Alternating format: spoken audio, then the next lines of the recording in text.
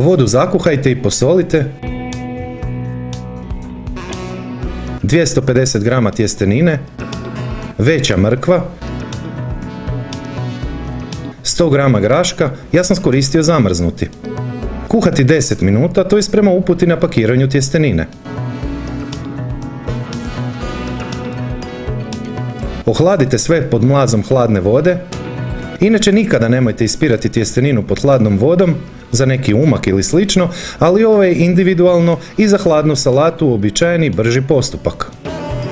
Sada, ovo je jako bitno. Možete koristiti blago kiselu kupovnu pečenu papriku. Isto će biti odličnog okusa, provjereno, ili ako imate koju minutu više vremena kao i ja, napravite na sljedeći način. 2-3 svježe rok paprike,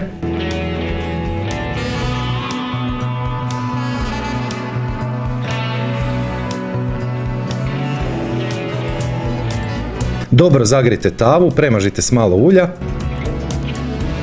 Pecite dok korica od paprike potpuno ne pocrni.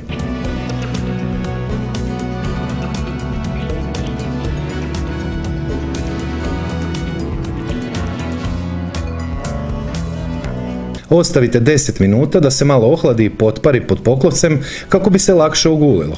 Sada ide bez problema. Manji dio tijesta, mrkve i graška ostavite za dekoraciju nešto malo kasnije. 200 g kiselog vrhnja, mliječni namaz s vlascem 70 g, to je onaj mali paketić, 50 g majoneze, 250 g tune iz konzerve, malo čilija,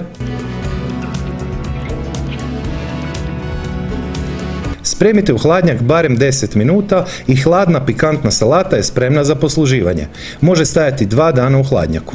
Slobodno odozgora možete dodati i koje kuhano jaje i malo sira. To će učiniti ovu pikantnu hladnu salatu još boljom.